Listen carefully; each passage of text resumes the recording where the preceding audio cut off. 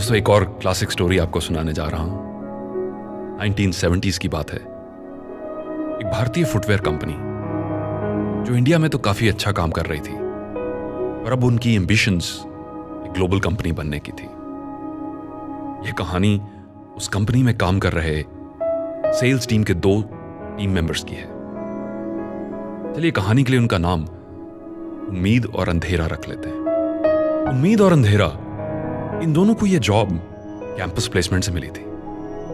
दोनों middle class families को belong करते थे, एक ही कॉलेज से पढ़े थे, एक ही शहर के रहने वाले थे। अगर फर्क था तो सिर्फ सोच का फर्क था, हर मोड़ पे एटीट्यूड का फर्क था। उम्मीद हमेशा हर चीज की पॉजिटिव साइड देखा करता और कोशिश करता इस हाई प्रेशर सेल्स जॉब में भी सभी चुनौतियों को हंसकर स्वीकार करे। अंधेरा, उसे कुछ भी सही नहीं लगता था, नेगेटिव हो चुका था, मन में रंजिश थी जिंदगी के खिलाफ, बहुत कुछ पाना चाहता था, बहुत जल्दी पाना चाहता था, पर जिंदगी उसकी रफ्तार से न चली और अब उसे हर तरफ नाउम्मीदी नजर आती थी, निराश हो चुका था। अपनी अपनी सेल्स टेरिटरी में ये दोनों ठीक ठाक काम कर रहे थे।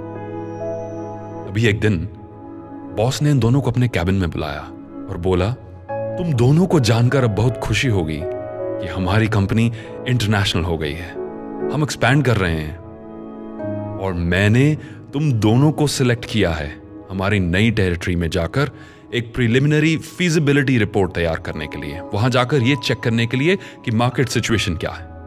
Aren't you excited guys? asked the boss. उम्मीद के चेहरे पर एक बड़ी सी मुस्कान थी।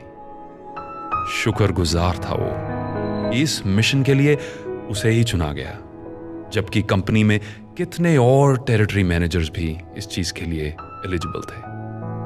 उसके मन की अंदर की इंटरनल कॉन्वर्सेशन कुछ ऐसे थी, कितने और मैनेजर्स को छोड़कर बॉस ने मुझे ही चुना है यार, कुछ तो देखा होगा बॉस ने मेरे में। This is a great opportunity, things are moving in the right direction for me. और कंपनी अफ्रीका में ऑफिस खोल रही है। मेरा तो बचपन से ड्रीम था अफ्रीका जाना, घूमना, वाइल्ड लाइफ सफारीज करना। This is a wonderful opportunity. दूसरी तरफ हमारे मित्र अंधेरे के मन में जो इंटरनल कॉन्वर्सेशन थी, जो मन की बातचीत थी, जो सेल्फ टॉक थी, वो कुछ ऐसी थी। मुझे पता था ये बॉस शुरू से मेरे से खुंदक खाता है, सब ऊट पटांग चीजों के लिए मुझे ही आगे करता है। क्या जगह ढूंढी है यार बॉस ने कंपनी को इंटरनेशनल लेके जाने के लिए। अफ्रीका, धूल, मिट्टी, मच्छर, गरीबी, और फिर मुझे ही चुना वहां जाने के लिए। दोस्तों, कुछ दिन के बाद ये दोनों अपनी पैकिंग करके नाइजीरिया के लिए निकल पड़े। एक एक्साइटमेंट के साथ निकला और दूसरा दिल में फिर वही रंजिशें, शिकायतें लेकर निकला। लगभग 12 दिन के इस ट्रिप के बाद दोनों को एक रिपोर्ट बनाकर वापस कंपनी हेडक्वार्टर्स टेलीग्राम करनी थी। इनको क्या लगता है नाइजीरिया कैसी मार्केट है, कंपनी के फुटवेयर वहां लॉन्च किए जाएं या ना किए जाएं, क्या स्कोप है। इन दोनों की टेलीग्राम्स कुछ ऐसे थी और मैं आपको पढ़ के सुना देता हूं। हमारे भाई साहब अंधेरा, इन्होंने लिखा, this trip is a complete waste of time. ये पूरा ट्रिप मेरे वक्त की, कंपनी के वक्त की बर्बादी थी। Company will fail miserably if we launch here.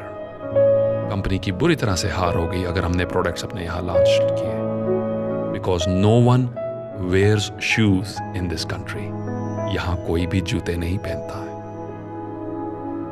दूसरी तरफ हमारे जो दूसरे मित्र हैं उम्मीद, उनकी टेलीग्राफ कुछ ऐसी थी, what a wonderful opportunity, company will succeed phenomenally if we launch in this country because no one wears shoes yet. हमारी कंपनी यहां बहुत कामयाब होगी अगर हम यहां अपने प्रोडक्ट्स लॉन्च करते हैं। ये एक ग्रेट अपॉर्चुनिटी है क्योंकि अभी तक यहां कोई जूते पहनता ही नहीं है। हम पूरे मुल्क को जूते बेच सकते हैं। We can sell to the entire country there is no competition at all, we could be a monopoly supplier, और हमारी कॉस्ट ऑफ प्रोडक्शन भी काफी कम रहेगी। ये हमारे मित्र उम्मीद की टेलीग्राफ थी। इन दोनों के वापस इंडिया आने पर उम्मीद को इस नए प्रोजेक्ट का हेड बनाया गया, बड़ी प्रमोशन मिली, solid incentive and relocation plan मिला, और ये खुद भी अपनी जॉब से और खुश था क्योंकि इसको एक नया चैलेंज मिला कुछ करके दिखाने का। अंधेरा भाई साहब वापस अपनी उसी पुरानी जॉब में, उसी डल रूटीन में, उन्हीं शिकायतों के साथ, उन्हीं रंजिशों के ताने बाने में फिर से गिर गए। दोस्तों, एक की जिंदगी वहीं अटकी रही, एक की ट्रांसफॉर्म हो गई। अंग्रेजी का यह शब्द ट्रांसफॉर्म बड़ा इंटरेस्टिंग है। Transform, to go beyond form, यानी इतना बदलाव आ जाना कि पहले वाला रूप पहचाना ही ना जाए। एक की जिंदगी उसी स्थिति में वहीं की वहीं अटकी रही और दूसरी की जिंदगी कंप्लीटली बदल गई। एक ही परिस्थिति से दोनों गुजरे, सामान्य रिसोर्सेस लेकर, सब कुछ बराबर था, फिर ऐसा फर्क क्यों, ऐसा इतना अंतर क्यों, इतना डिफरेंस क्यों? अंतर सिर्फ सोच का था दोस्तों। The difference was all about thinking and attitude, mindset का।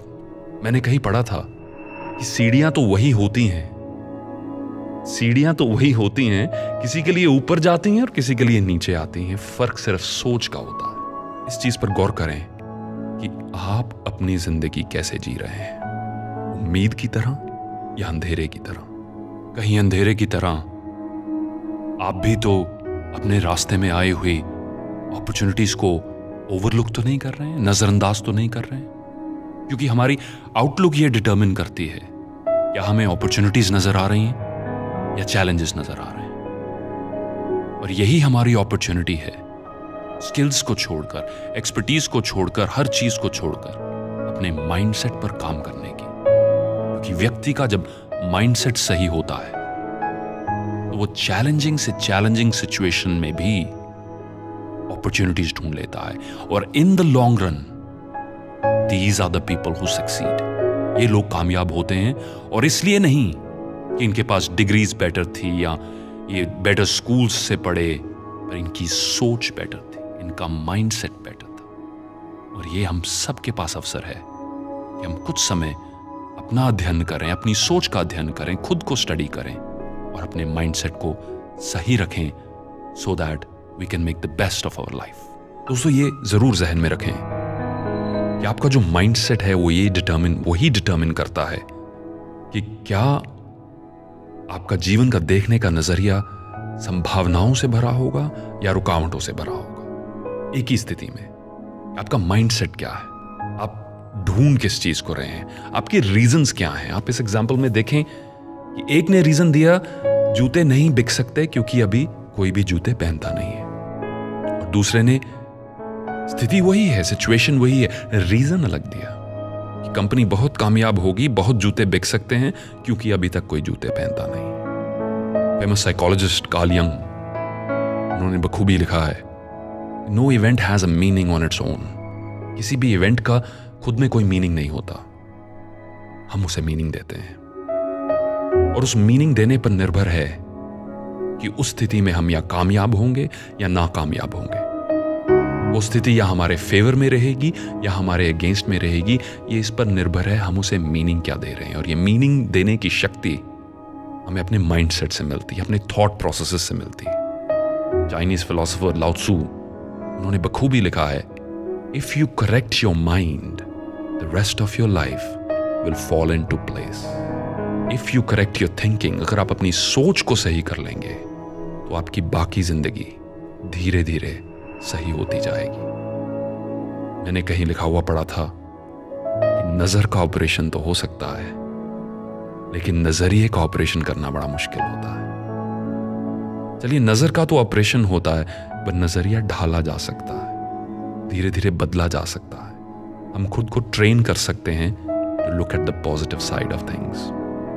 इस कहानी के 2 मेजर टेकअवेज मैं अपने सुनने वालों से जरूर शेयर करना चाहूंगा क्लोज करने से पहले।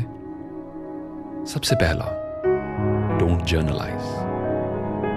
डोंट जर्नलाइज यानी अगर एक चीज गलत चल रही हो तो उसका ये नतीजा मत निकालें कि सारी जिंदगी ही गलत चल रही है। सब कुछ ही गलत चल रहा है। कई बार एक छोटा सा हादसा होता है, छोटा सा इवेंट होता है हमारे साथ, एक छोटा सा सेटबैक होता है, एक छोटी सी हार होती है और उसका नतीजा हम काफ़ी बड़ा निकाल लेते हैं, कुछ ऐसा निकाल लेते हैं कि मेरी सारी आने वाली ज़िंदगी ही ऐसे रहेगी। और चूंकि हम ये अनाउंसमेंट करते हैं, हम इसे पूरा भी खुद ब खुद करते जाते हैं। साइकोलॉजिस्ट इसे सेल्फ फुलफिलिंग प्रोफेसी कहते हैं, जिसके बारे में मैंने और काफ़ी वीडियोस में एक्सप्लेन किया है। सेल्फ फुलफिलिंग प्रोफेसी यानी कि ऐसी भविष्यवाणी जो मैंने अब खुद कर दी है और अब मैं खुद ही उसे पूरा करूंगा। अब मैंने ही जाल बुना है, मैं खुद ही उसमें फंसूंगा। जर्नलाइज मत करें। एक चीज़ गलत हुई, बॉस एक दिन नाराज़ है, that does not mean boss आपको डिसलाइक करता है। आप एक क्वार्टर में अच्छा परफॉर्म नहीं कर सके, उसका ये मतलब नहीं कि आप एक अच्छे परफॉर्मर ही नहीं हैं।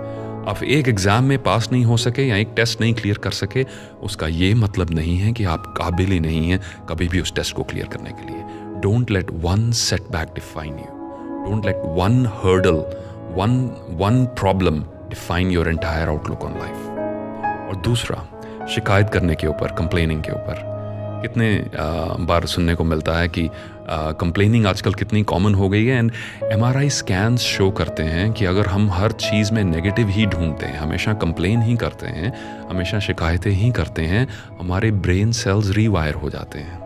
रीवायर ऐसे हो जाते हैं कि हम जिस भी स्थिति में एंटर करते हैं, हमें नेगेटिव चीज़ें, उसमें कमियां क्या हैं वही नज़र आती हैं।